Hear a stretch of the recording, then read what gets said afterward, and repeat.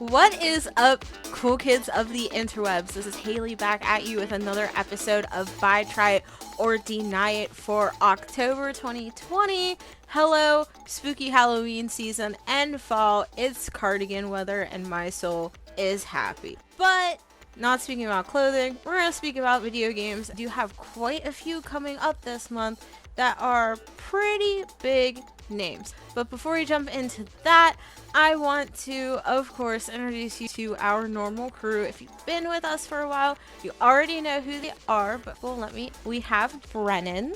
Yo. And Mike. What's up? My normal hype squad.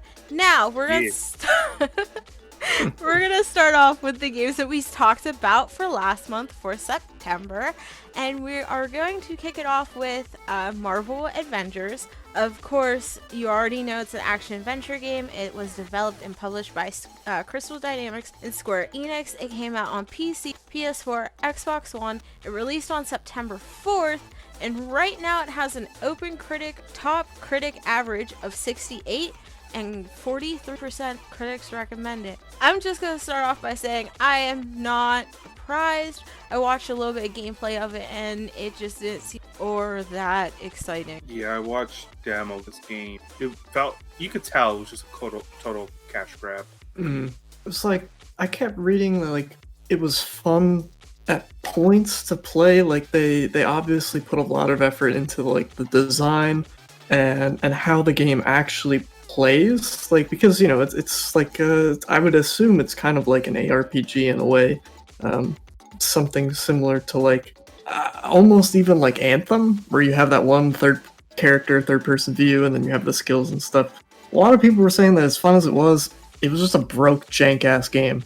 And yeah, I mean, that's what happens when you spend like development time on 8,000 different costumes that no one cares about instead of fixing your bugs. But that's just me. Seems like a lot of people are also upset because it's very, not necessarily loot boxy, but it's very loot heavy. And I feel like that, like a lot of people are like, yeah, loot's cool, but if the only thing that you're focusing on is the loot and you're not focusing on the gameplay or the story, the character, then why the fuck am I playing this game? Because if I just want to unlock shit, I'll go play a different game that's actually fun, like Ghost of Tsushima, and unlock cool shit in that. Honestly, I don't even really know. I don't know what exactly happened here. This is one of those things where it's like, I kind of wish we could see like an insider look on like what actually happened, because I feel like that this was at least partially maybe a good idea on paper, but then obviously the execution of it just wasn't what we all thought. But I mean, I guess no one's really surprised. Like, did you see that one? I know that this was from beta, but there was like a little GIF that was shared around where it was, and I think even Luke talked about it in the chat. But he mentioned the QTE, where Thor is like on a bridge and he's got his hammer, and it's just, and it closes in on the one button and it just stays there forever. Like it just says W or Q or whatever the whole time, and it's just freeze frame stuck there. And then as soon as they hit the button, it just happens.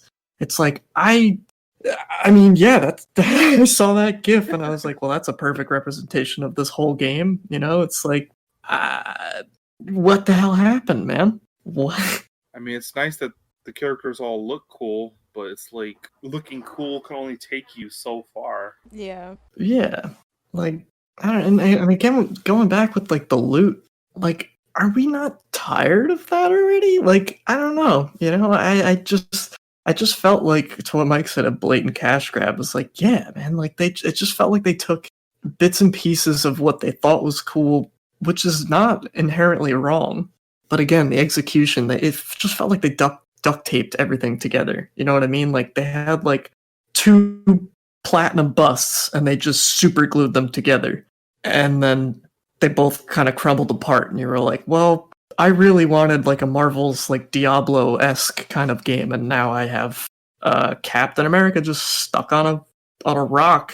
I don't know. I'm just harping on that one video that I saw where this one guy was like, "There's so many bugs in this, it's unreal," and I corroborated that. There were some other people that mentioned bugs, but just not even like the game-breaking ones. Just kind of like the really annoying, like, why the hell are these even here bugs? Not the funny Bethesda kind either. The straight up the room weird ass bugs that you can't help but laugh at and then just go, why was this made? Why?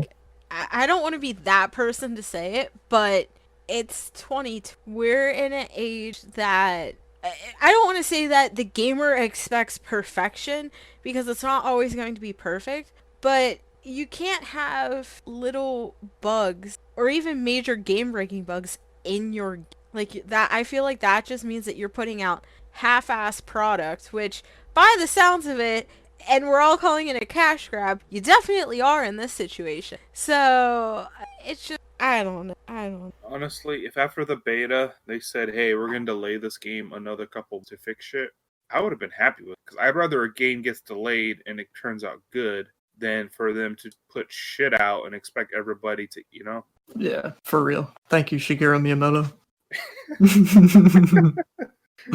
I don't know the exact quote, but yeah, he says the same thing. A rushed game is forever bad. A delayed game can possibly be good, and it's like, yeah, sorry, Marvel Avengers. Yeah, you were rushed. And that's just sad because it could have been so much more than what it actually was, but it is what it is, honey. And I'm not trying to sit here and say that, a different developer could have done better because maybe they couldn't. But I feel like they should have definitely taken more time to polish the game and not worry about trying to get it out quick enough for the hype. Because like when the trailer dropped back, last year's E3, I think, for this, like everyone was like, that just looks so stupid. They were like, the people look bad, everything looks bad. Nobody liked it. So then they changed the way the characters looked, and it's still bad. Yeah. What are you thinking? It was one of those things again where I feel like it's just very superficial. To me, they just took what are two popular trends. Everyone loves Marvel. A lot of people like looter kind of games because it's just like infinite playtime or something. I really don't even know why. And we like money, so yeah, exactly.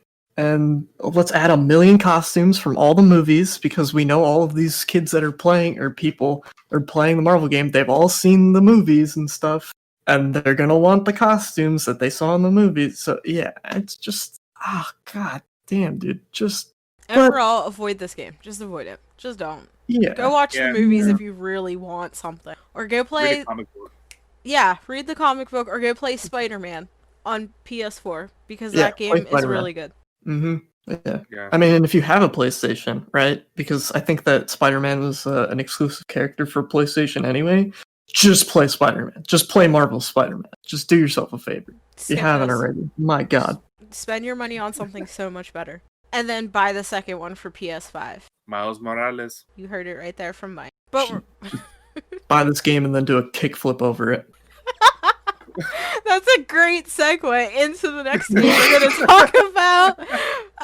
We're going to talk about Tony Hawk's Pro Skater 1 and 2. Of course, by the title, it's a skateboarding game. Vicarious Visions was the developer and Activision the publisher. It came out on PC, PS4, and Xbox One.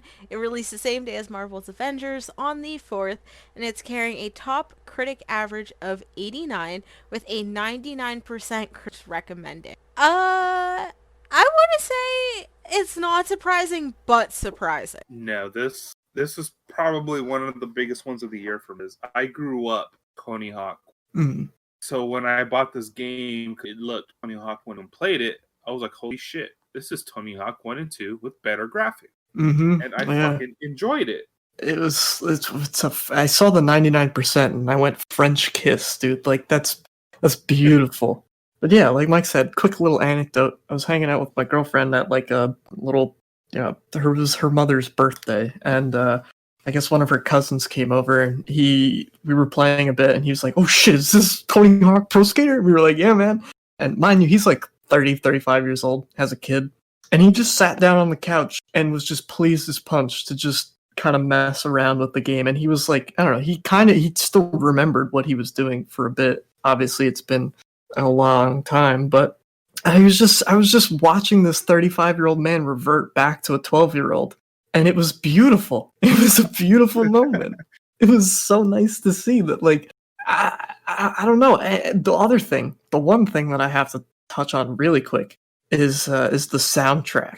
So I was watching one review where this guy was basically saying like, this game molded my music taste as a kid, and with the updated soundtrack, it is continuing to do that decades later. So again, the soundtrack is baller. Like, come on, dude. So good. Dude, it was so satisfying just skating through the old warehouse level, fucking Rage Against the Blasting. Rage Against the Machine, Superman came on and I lost my shit. Oh, so cool. The one thing I was upset was no Spider-Man, but that's a licensing issue. I can't complain too bad, but I miss Spider-Man. I'm just gonna say it right out. Yeah. That's my only gripe with this game. No Spider-Man. But otherwise, they have those it's Jack Black and the Alien. Yeah. We were talking about this. Yeah. It's Jack Black, dude. French kisses all around. Not like with my mouth, like or was that the Italian kiss? I don't even know. You know what I mean? The mwah, that. The chef's kiss? Around. I don't want a French kiss, Jack Black. I mean, maybe.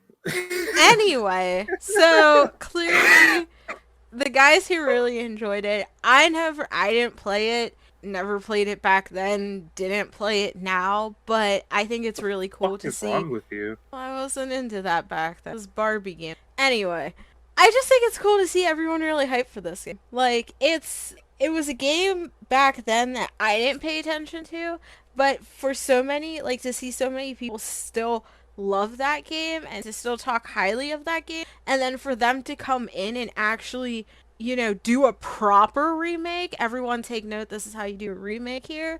That's so satisfying to see, because that leaves your consumers happy. That means that you did a good job, but that also opens the pathway for more Tony Hawk game made in the future. Definitely. Or and this is very much just like my own personal wishing. Redo Thug 1 and 2. Redo American Wasteland. If you're gonna stick to the do some of the other games, please, for the love of God, Activision, I will throw money at my computer. If you remake Thug, I will kiss someone at Activision. I don't know why I'm on this. To God. Brennan is on a kiss thing. If it's good, he wants to kiss it. This is very weird. We're gonna have a Brennan kiss meter in the corner somewhere. Brennan, how many kisses do you give Tony Hawk Pro Skater? I give it 3 on the lip kisses. There you go. We're gonna have a graph representation somewhere on this. If we don't, I'll cry. But there we go. A little bit of tongue on that last kiss too. Heard it from Mike. But so now we're going to go to a game that kind of is in the middle between Marvel Avengers and Tony Hawk Pro Skater, and that's Kingdoms of Amalur. Help me out here. I don't think I pronounced that right. Mm-hmm. There you go. I did? Wow. Amalur. There you go. Amalur, yeah. English is easy today for once. Kingdoms of Amalur Reckoning. It's an ARPG developed by, is it Kakao? Kaiko. There we Kaiko? go. Yeah, I didn't know. Mike got it right. And published by THQ Nordic. It came out on PC, PS4, and Xbox One, released a couple days after the other two games on September 6th, and it carries a top critic score of 73 with a 62% critics recommend. So, I'm assuming everyone's mixed. Yeah, I'm mixed too. I know one of our editors, Axel, did a review for this. Check that out, game. Yeah, and he kind of just had mixed feelings. He said, there's good in this game. For every good thing in this game, then bad. Yeah, it's like for every step they went forward, there's at least a step or half a step back. Yeah. I picked it up as it launched because I was a fan of the original. And it was nice to see an FOV slider. It was nice to see some quality of life changes. They changed some of the zones with in regards to loot, which I didn't personally feel. I still feel like I was overwhelmed with just garbage loot after a while. But that brings me to the one thing, the inventory management was still stuck in 2010. There were certain parts of this game that were just still kind of stuck back there. Even like the combat, you're allowed 2 different weapons to switch from. You hit one button, do one weapon, hit another button, do another weapon, and it was just kind of simple. I don't know. It never felt like they added more for me to keep playing. Like, I never finished the original the first time because the game was rather long, and even this time, after like a couple of hours, I don't know. I just stopped. I just didn't really. And didn't keep me going. But I still think it's nice that they kind of did it, I guess. I don't really know. I guess I'm kind of mixed too on this one. It's like, I wish they had done a better job. I mean, especially when you compare it to Tony Hawk, it's just like, come on, guy. This game was decades older, and it still got everything right with the remake. And you guys couldn't even managed to bother with the inventory management or the quest screen or any of the UI, anything. They just had to make it a little prettier, which is fine, but I don't know. It's one of those things where it's like, if you haven't played the original, obviously you would get the Re-Reckoning edition just because, but if you're a fan of the original and you've already played it to completion, you're not really missing out much on here. To me, it very much equated to Dark Souls Remaster, where they just fixed a couple things, but then the rest of it's pretty much just the same. So you're kind of just buying, like, you're basically buying an FOV slider. I'm not gonna lie. It's weird. And some graphic upgrades, but nah. Come on. Yeah, is that really worth $60 or however much they charge for this game?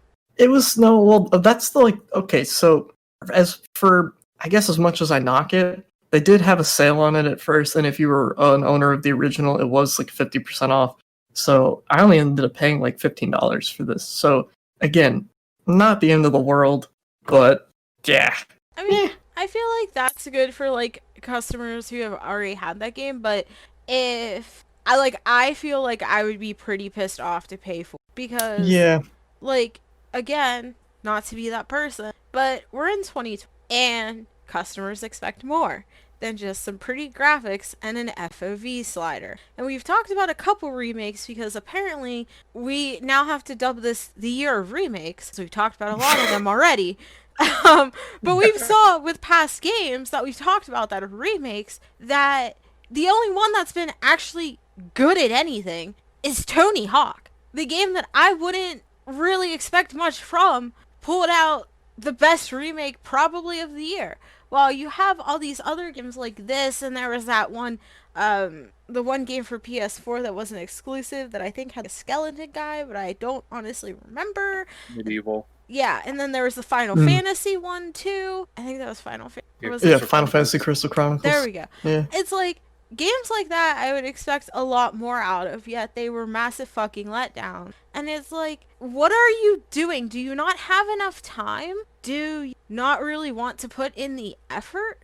Are you just slapping this out for a cash grab because you think people are gonna buy it because, ooh, nostalgia? Like, I'm very curious to know what's going on behind the scenes at these companies when they say, let's do a remake. Because obviously, it's not wanting to put out a solid game. It's, let's put out something half-baked and hope everyone likes it. See, really quick, to touch on like the Mario All-Stars, the 3D package or whatever that just came out that included all of those games. It's like, just to touch on that quickly in terms of remakes and collections and stuff. And I guess why companies are pushing towards it. It's because instead of spending resources on something that they know may not come out for a while because of this whole COVID thing, and that's what I'm assuming a crux of this issue is just COVID development time, what they have their hands on at the moment. So I guess that they all kind of collectively, most devs look back and went, we can just make our old games a little better just to push a little bit of a profit. And if you don't believe me, again, multiple people have been quick to call out that Mario specifically, their that limited time window, it's like right before their fiscal year quarter ends. Their fiscal year, whatever, quarter year, I don't know. Both quarters come years, right? Yeah, it felt like, and even Final Fantasy Crystal Chronicles, that was supposed to come out in January, and they delayed that to the summer, and it still came out like shit. So what was it gonna look like in January, you know? Hotter shit. We'll never know. We'll never know. I'm just kind of pissed at these half-baked remakes. It's like, if you're gonna go all out, man, go all out. Or, I don't know. Again, I'm not a developer working in the middle of a pandemic, so I'm not gonna berate anyone for doing their job, but I have to sit in Haley's camp and just wonder, like, what the hell are you guys doing? For me, I think what's happening is they're realizing all these kids from the 90s, the early 2000s have grown up and so now they're like, let's go on the nostalgia thing so these people can play their games again, but also experience these games for kids now that they can pass this stuff down to. Problem is, though, they're just kind of half-assing everything instead of doing legit remakes. Tony Hawk showed how to do a legit remake. Yeah. You know, because people my age are going to want to play that with their kids. All these other games, though, need to start taking notes on how they do this shit, because I don't know. It's like, it just feels like a severe cash grab right now. Yeah, it does.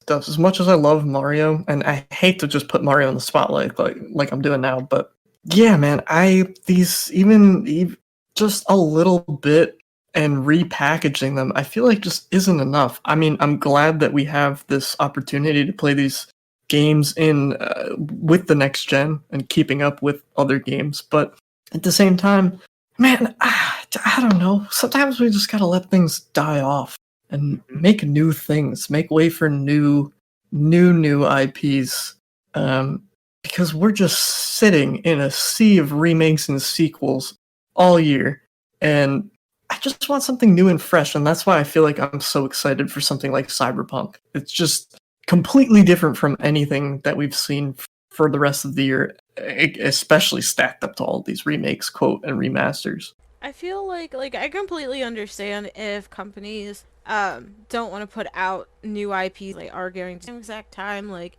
I don't think it's fair to anyone for like even themselves to sit there and just put out a half-baked remastered. Like, you're honestly just bringing shame to yourself, you're bringing shame to the company, and you're bringing shame to the consumer, because they had hope in you that you would put out something good and something that you're proud of. And honestly, if you're proud of something that's half-baked, you need to go back to the drawing board and realize what's actually... You need to just look in the mirror. Exactly. Like, you're just you're cheating everyone around you, including yourself. And that doesn't make anyone look good at the end of the day, because especially in the gaming community, word of mouth travels fast, super fast, especially like YouTube, Twitter, whatever.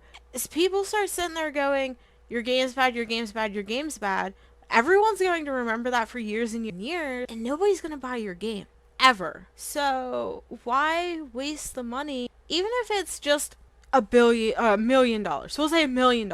I know that's outrageous, but we'll just say $1 million. Say you put $1 million in, well, why not put $2 million into it, make it better? And I understand that's allocating another $1 million to, but I would rather allocate another $1 million to it to make it fucking top A+ notch than just put $1 million to it and then have people sit there and go, hey, your game sucks. What if they're just doing it on purpose? Conspiracy theories, new podcast. Dun, dun. But I mean, I don't know. That's just me. Stop wasting money is my whole. Stop wasting money. Look yourself in the mirror and sit there and be like, is this a game that I'm proud of? Because if you can sit there and say no, then you need to fucking say something and make your game better. Or you just should leave and go to a different company that actually makes good games, because apparently. But not company bashing anyone here. We're gonna move on to games that are coming up for September,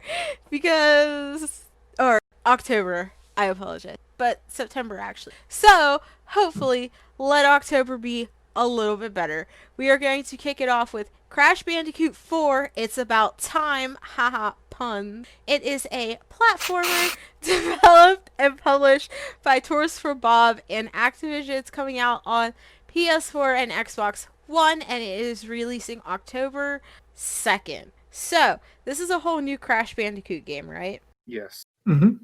And I do have to say, it is about... I once again, like Tony Hawk, this was my child. The first 3 Crash Bandicoot, I played those things several times. As watching the trailers and gameplay of this, I'm like, finally, a good Crash game. Because the ones after 3, they weren't good. But this one looks like it's going back to its roots, and it's being really creative again. It's being, it just looks like they're actually taking care to feel like Crash Bandicoot instead of just completely half-assing it. That's good to hear. I mean, I don't think I've ever actually played the Crash Bandicoot games. I mean, I never had a PlayStation growing up, so I kind of missed out on a lot of that. And Crash Bandicoot was one of those. But I keep reading the same things. I keep reading it's just a return to form. And not to sit in the fallacy and appeal to tradition, but that just seems like a smart move, especially as Mike said, that the ones after the third one weren't very good. Maybe it was time for them to take a step back and be like, all right, well, if this new stuff isn't working, let's go back to our roots. And it seems like the thing that everyone who's at least fans of Crash Bandicoot, it's exactly what they wanted. So mad props. Even though I'm not a fan, I still applaud this kind of look at a sequel. Do we know when the last Crash Bandicoot came out? Could not tell you. Because I'm just very curious. I feel like it's definitely been a couple years, so I'm curious how they continue the Crash Bandicoot series, but also how they make it interesting for new players, especially like today's generation. I played Crash as a kid. I enjoyed it. I hated dying, absolutely dying, but I thought it was fun. My boyfriend super enjoys it. I know it's something that he's going to pick up for his PlayStation. So I'm curious to see where it goes. I feel like not a lot of people pay attention to Crash or even say Spyro, for example.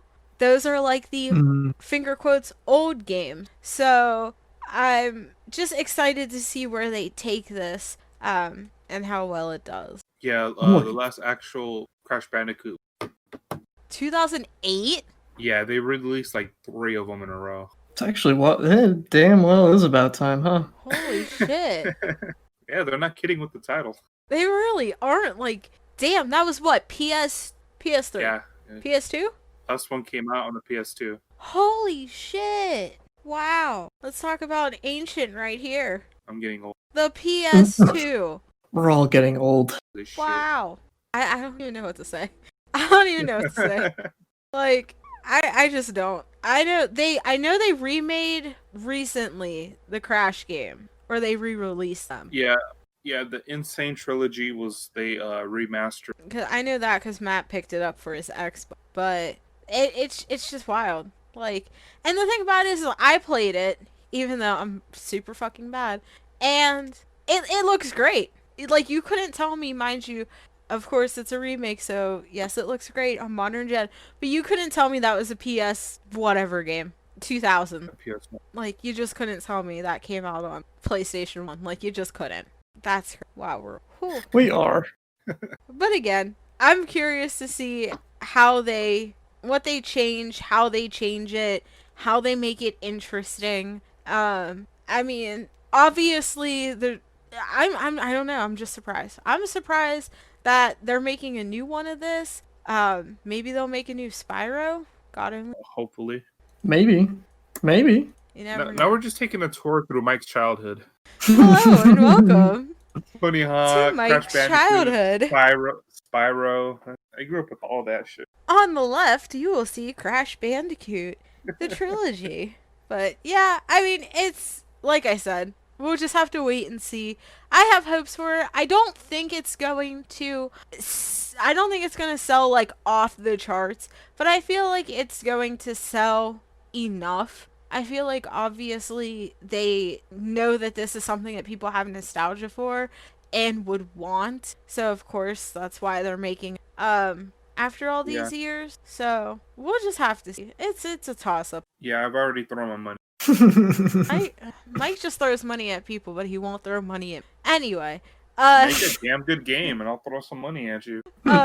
Brennan, are you gonna buy this or no? I may try it. I mean, I have no attachment to the series, but I mean, if I was, let's say, found myself in a room where someone was playing it and they said, Hey Brennan, would you like to try this? I would say yes.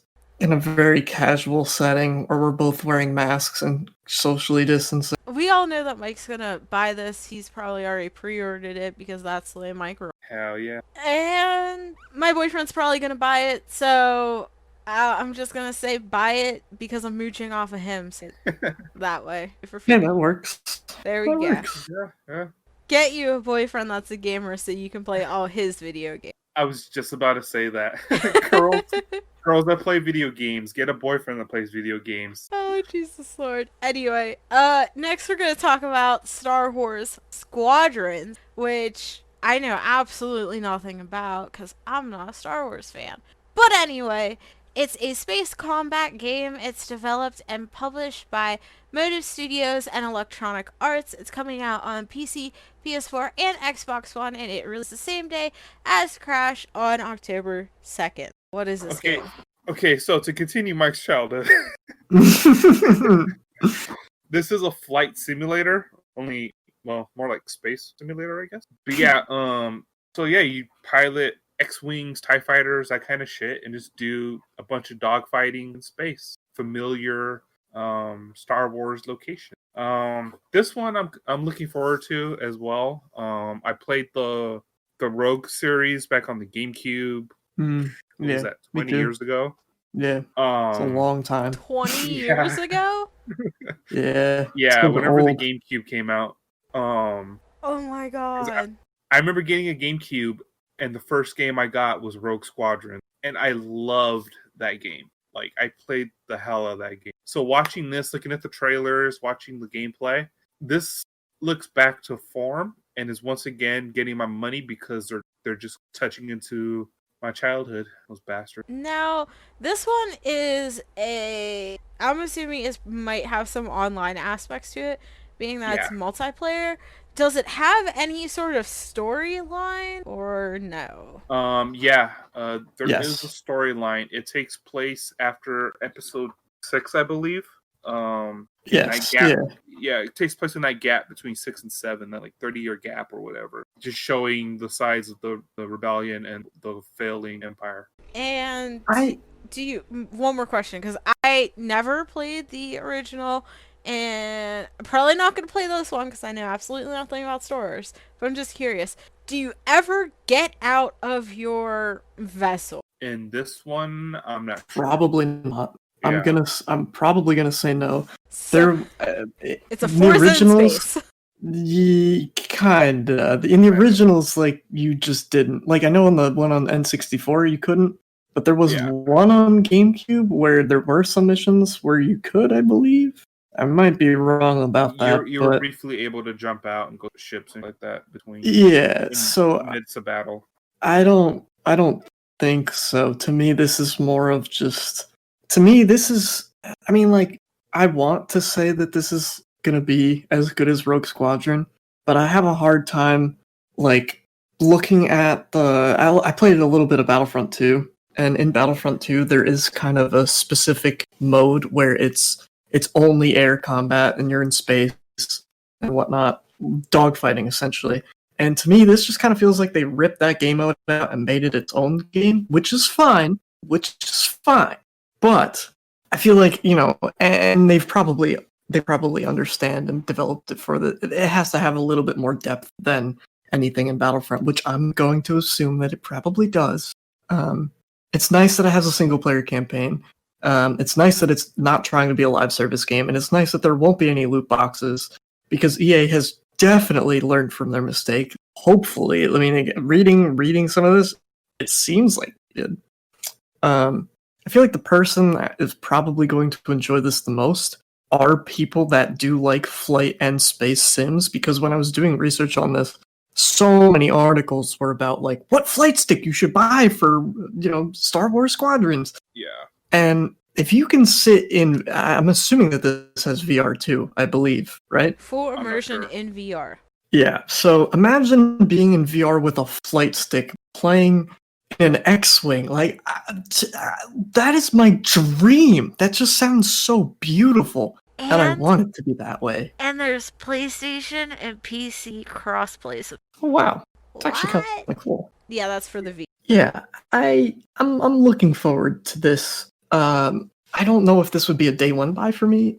I would definitely like sit and wait and see what people are saying beforehand. But I have a good feeling about this one. For whatever reason, maybe that's just because I'm a Star Wars fan and I want Star Wars to not get shit on anymore. But Same here. we all know how that goes. Yeah, this is probably a delayed buy for me, but I think Squadron. It's just nice to see that they're, I don't know, not exactly sticking with what they know. I mean, it's been a long time since we've had any kind of Rogue Squadron game, and if anything, I hope that this is like that in some aspect, because like Mike said, those games are very, very widely regarded, especially like when you sat down and played it on the first one on the N64. That was totally different than I feel like anything Star Wars you'd played before. So it was a breath of fresh air then, and I'm hoping it's a breath of fresh air now. Words. English is the hardest language. But I'm not in the flight simulator. I've actually never played one, but I've seen some people's rigs and they look crazy. So I'm not gonna play this. I don't know anything about Star Wars. I'm not interested. That's just the way it is. This will never. My soul is upset, but I forgive you. It's okay. It's because I'm a diehard fan, you know. I know, it's weird hearing someone say like, I don't like Star Wars or I don't know anything about Star Wars, because I look around and I have posters all over my room and I'm like, I don't know that feeling, man.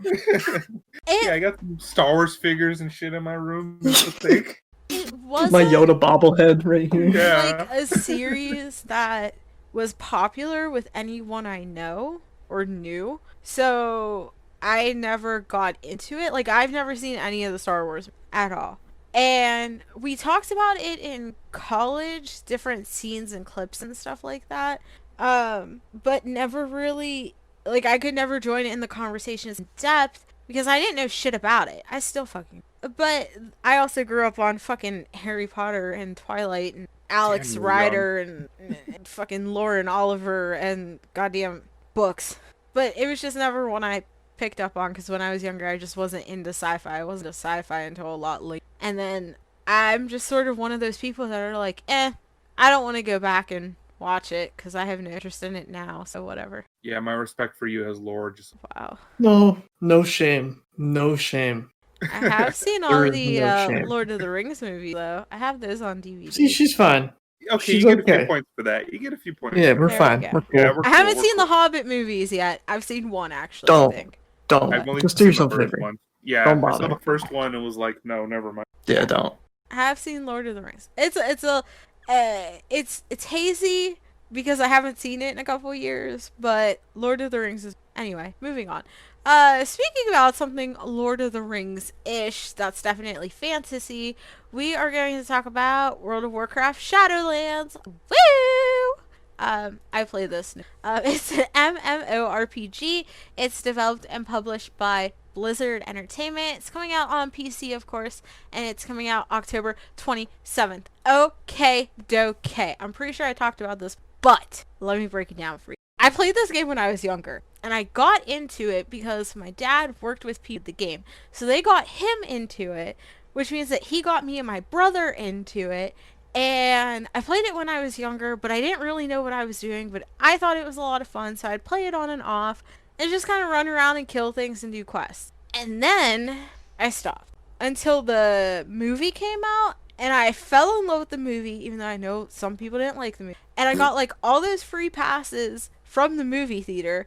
So that whole summer, all I did was use pass after pass after pass after pass and played like 3 free months of fucking World of Warcraft. And then I played Legion. I fell in love with the Demon Hunter, I think is what they're called.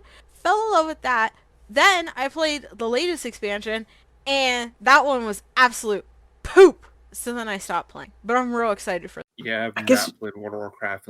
I guess you kind of answered my question, because the first thing I was going to ask is, how do people feel about World of Warcraft nowadays? Because sometimes they feel really good about it, and sometimes they don't. So I guess I'm just kind of curious on the state beforehand.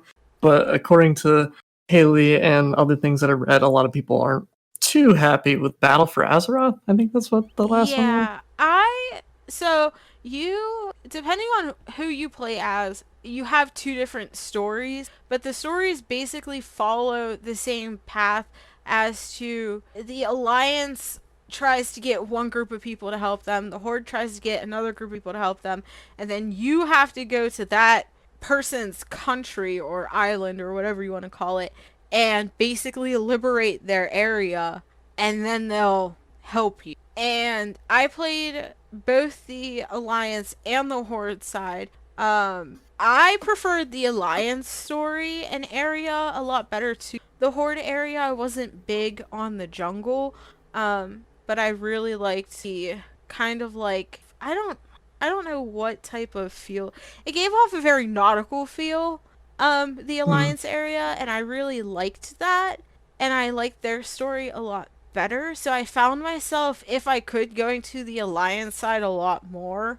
But I like my Demon Hunter, and that's Horde. So I tried to play them both equally, but at the end, like, I just got bored because, again, the islands basically follow the same path. So the only thing that was different was really their quests and their stories. But then you just keep doing the same thing over and over and over and over again. And that's kind of like where I stop. I didn't really do a lot of the raids because I didn't really grind for any gear. But I did watch a couple of the raids, and the raids are always fun. Like, I always wish I could actually have a group of people that I can raid with, because I don't like doing dungeons and raids with strangers, because I'm not super into World of Warcraft to sit there and be like, I have to use this at this time, and I have to use it this time, and I have to do this and this. I'm not super into it. I just want to go in there, kill things, get it over. So those things I didn't really focus too much on, but as for like the storylines and the questions like that, it got super fucking repetitive, which that's what this is. Something about repetition and grinding and grinding and grinding and grinding. And if that's something that you like to do and that's something you're into, then of course you're definitely going to do it. But as someone who plays a lot more casually, when I get to that part is when I stop. So Yeah. I'm super excited for this and to continue the storyline and see where it goes, because fucking Sylvanas she a bad bitch. Like, she can stomp on my face. She cute and bad at the same time. And evil. She's super evil. But I'm curious to see what the hell she's getting herself in. Not to completely derail what you were talking about, not any of which I understood, because I just don't play World of Warcraft. Haven't in a while. No. I think that's and then they did the update. They did an update where you can play underwater, and that's where I left off at, because that just got really boring. Because it was like, you have to complete like so many quests for these people, and I was just like, yeah, this is boring. So that's where I stopped. But anyway, go on. the one thing that I really kind of questioned while I was looking through all of this, because again, I don't really know much about World of Warcraft and the state of it before and what exactly Shadowlands will do to the story or the quest or anything, but the one thing is a level squish, and that is something that I don't think, at least off the top of my head, I've ever experienced ever. So, and this little article has a very nice way of explaining it. So, if you're at max level, which I'm assuming is 120, which, my god, I cannot believe that. Wow, when I played the max levels like 70, 80, that was, like Wrath of the Lich King. If you're at 120, level 120, you get bumped all the way down to 50. And what Shadowlands will then be doing is kind of going back to that. We're going to add 10 levels with the expansion, because most World of Warcraft expansions add either 5 to 10 levels, depending on the expansion. I don't know how they come up with that, but they do. But I'm wondering, how the hell does a level squish even work?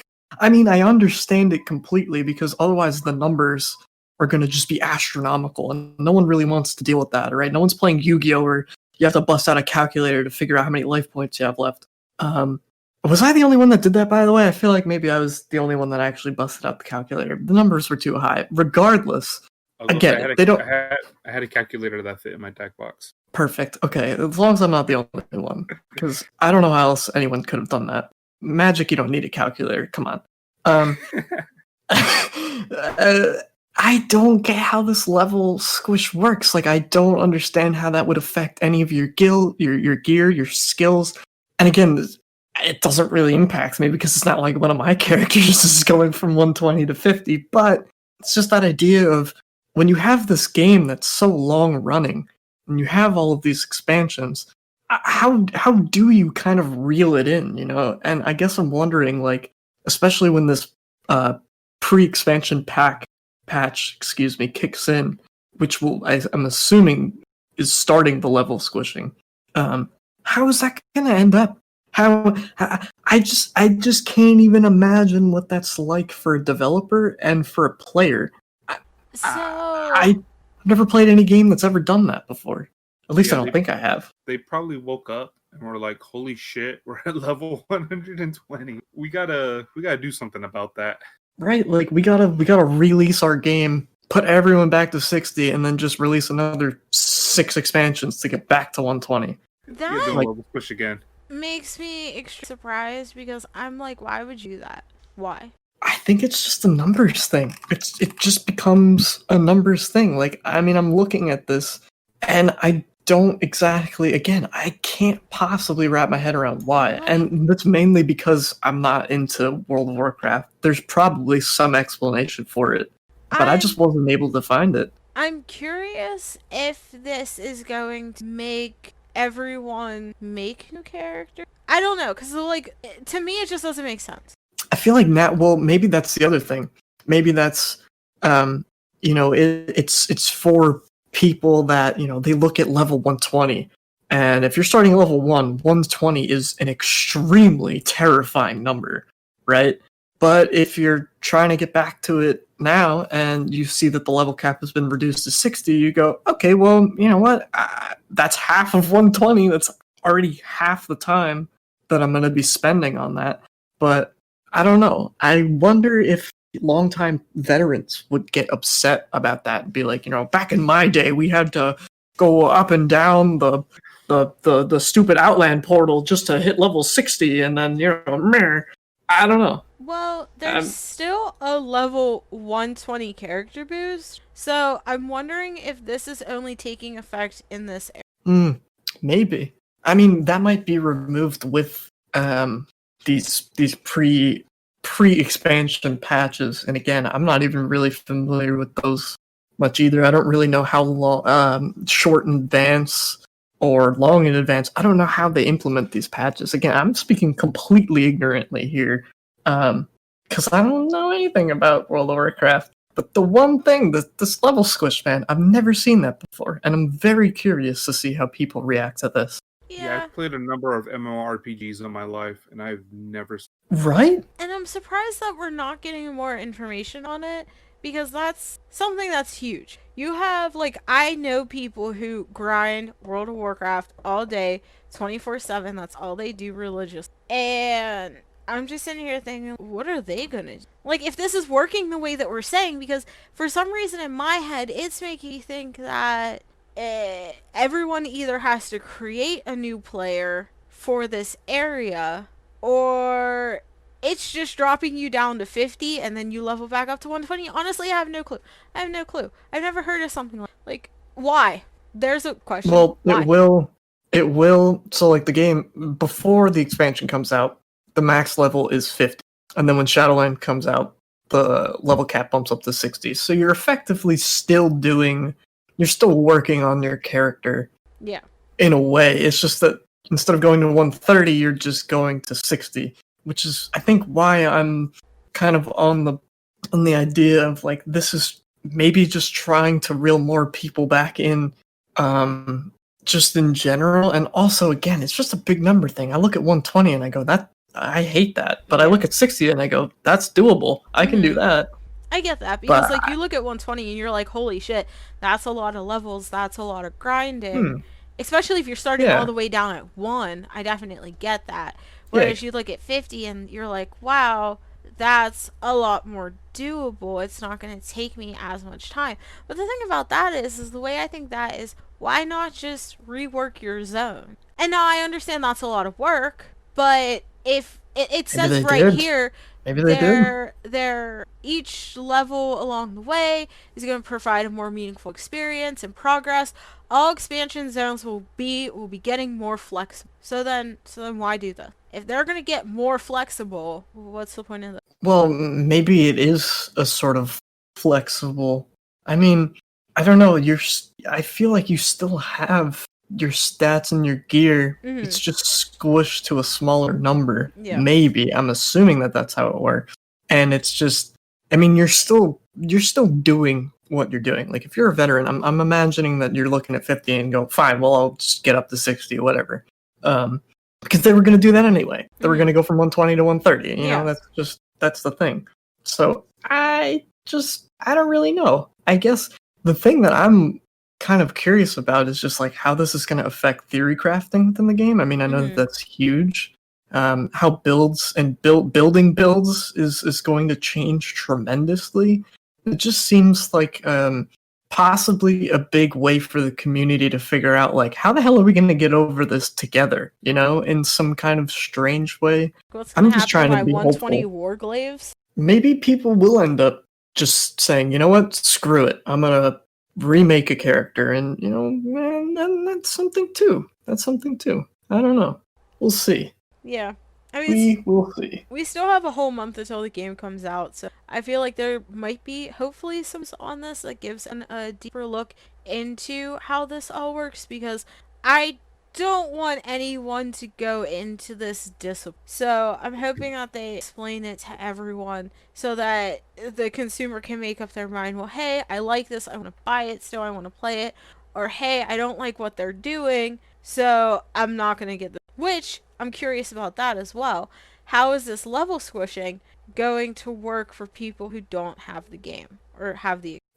Oh, yeah, don't know. Probably just limit them to 50, and then maybe it's just how it's worked with other expansions. I don't know. Maybe this isn't as big of a deal as we think it is, but I can't help but think But that it's new. It's new. This is gonna shake up, yeah. And it's crazy, and we've never seen it before, and everyone's just like, oh! At least everyone as in this group is like, huh! So, I don't know. We'll just have to wait. It's Blizzard, though, so... Yeah, But that's a dice roll. we're gonna kick it over to a very company. Not a very disappointing series, a very disappointing. But the game we're gonna talk about next is Watch Dogs Legion. It's an action-adventure game, and it's developed and published by Ubisoft Toronto and Ubisoft, coming out on PC, Xbox One, and PS4 on October 29th. Now, we've talked about this game before. We've talked about Ubisoft. We haven't really talked about their recent allegations and what's going on with the harassment and the bullying and all that stuff. But we're not going to talk about that. And we're just going to keep it to the game. But what are you doing, Ubisoft? Okay. Look me in the eye. And what are you doing?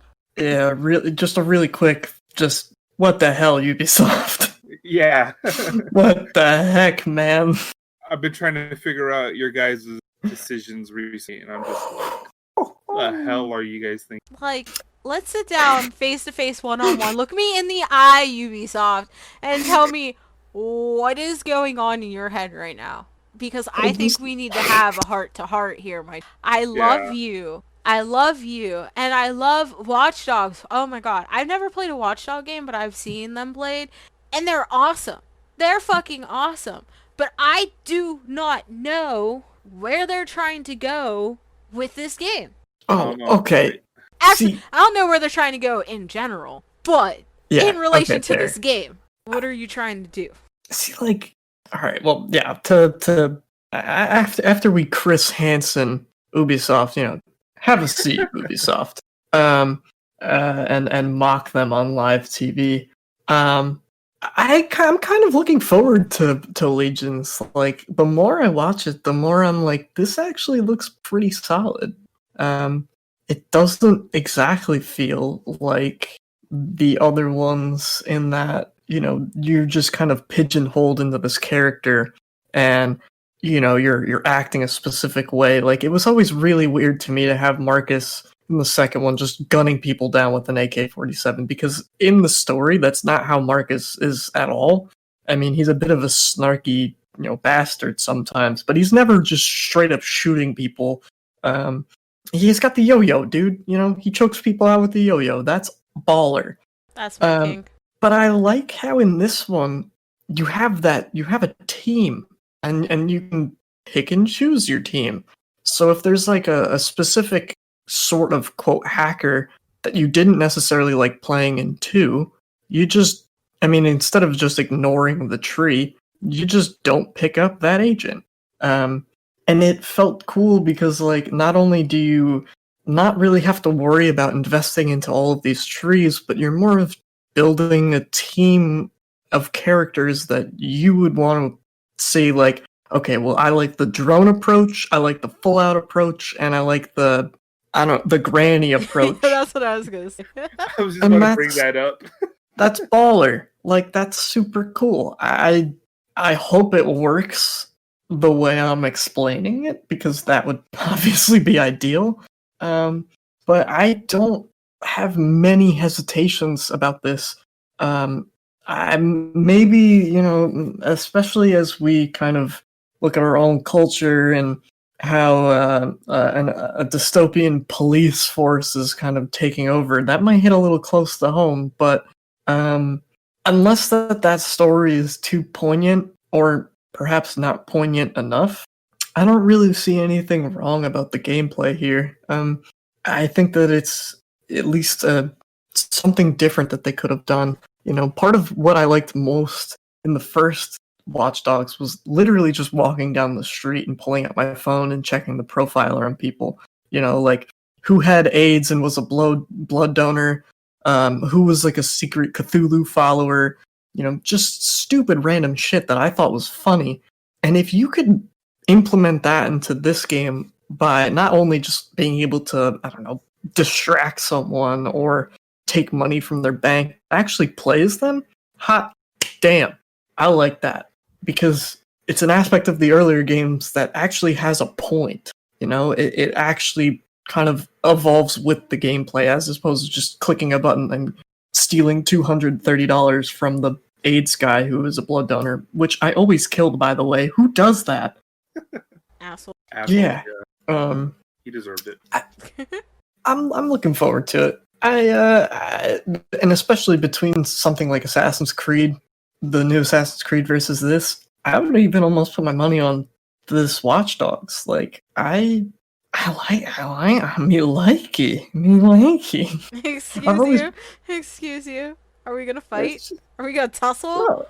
Oh no. Assassin's Creed versus Watch Dogs? We got tussle here? We're gonna talk about Assassin's Creed next month. I don't wanna. Yeah, we I don't are. Wanna, Please wait for my TED Talk coming soon. Some foreshadowing is just that I don't think it's gonna be as good as people are thinking, but that's just me. Yeah, I'm gonna shit on Assassin's Creed right now. Save it for next month, okay? When I actually have a legitimate argument and am not blindsided. That's a sneak preview for next month, everybody. Yeah, Haley, you have some homework to do. I've never played a Watch Dogs game, to be truthful. They always looked interesting to me. And this one, all I know about it is you can recruit a grandma and she'll like do terrorist shit for you. Mm-hmm. Which is awesome. God, weaponize everyone. Babies, grannies, birds. Birds worked for the bourgeoisie. We all know this. So Birds aren't real. Just that aspect of anybody can be a weapon, kind of that kind of seems pretty cool to me, because it's like John Wick or something. When everybody's suspicious. He's standing there and everyone pulls the guns on him. There's even like an archetype that is exactly that. I mean, not necessarily the John Wick, but it's it's the guy that the stealth guy that kind of goes in guns a-blazing, and if that's a viable option, he's on my team, man. And the granny, and I'm gonna throw in one random guy there that just doesn't do shit just because I can. I think Watch Dogs is a good series to try to implement something like this, because as far as I know, there hasn't been another game that has tried to do what they're doing. So I'm very curious as to see how they actually pull it off and how it goes, because when one of your members of your team dies, you just hop to. But what happens if you ever run out of people? Go find more. Game over, baby. Game over.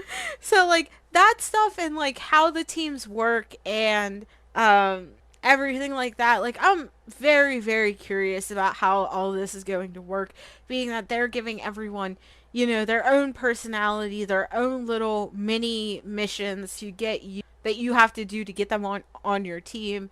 I'm curious about all of it and how it's all going to play out, because I think they said you can basically play as anyone and everyone in the game. So that's a hell of a lot of fucking people. So I'm just curious to see how it all actually is out and if it plays out the way that they've been, because I'm going to be disappointed if it doesn't. So I mean, it's just one of those things we'll have to see. I'm hoping it's just not more that they bit off more that they could. Yeah, to be quite honest, it's Ubisoft. Yeah, some healthy skepticism. That's completely fine.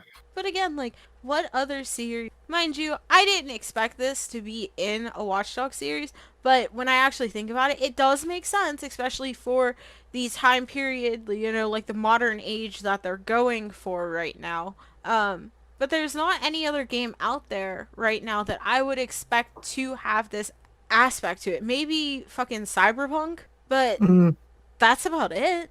Like Grand Theft Auto 5 had the 3 characters that, you know, you could just hit a button and you just went across the map just to check up on like whatever they were doing.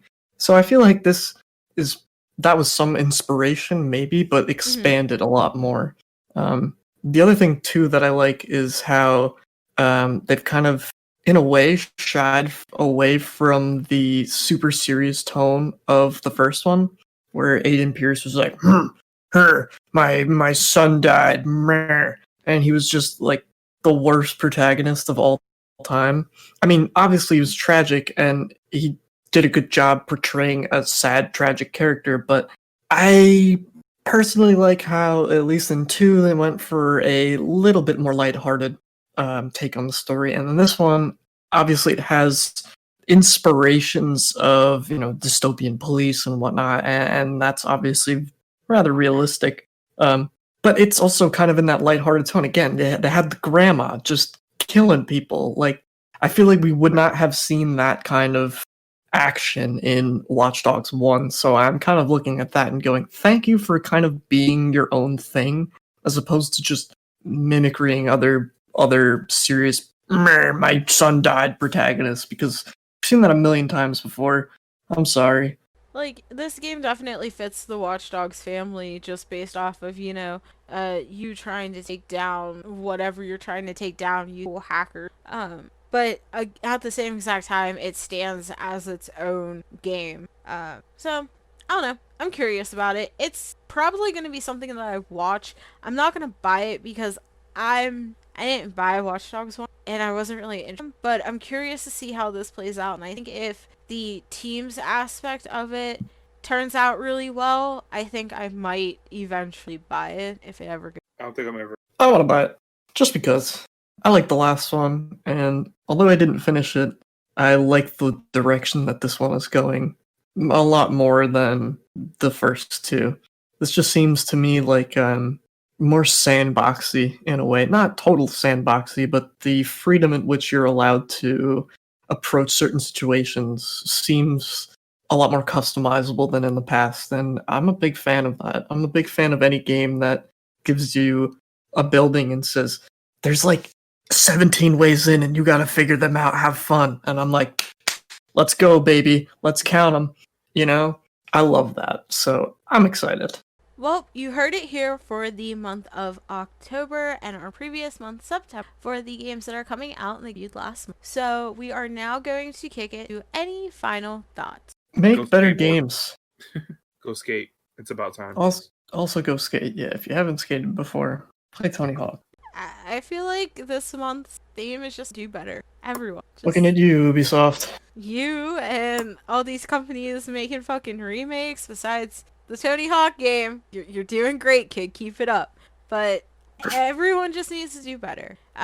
We all need to hold ourselves a higher standard for how we treat the people around us, be it our friends or family or people that we work with.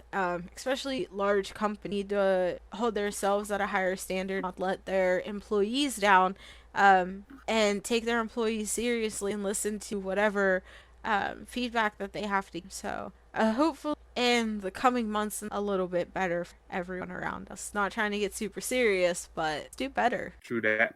Be better. Do better. That's our new slogan. But that's the end of this Buy, Try, or Deny It podcast for the month of October. We'll be back next month to see what games are coming out in November and also to review the games that we just talked about and to see how they did on Open Critics. So catch us back here next month for our next episode of Buy, Try, or Deny It. I hope you have a great day, evening, wherever you are. See you next time. Bye. Deuces. Later.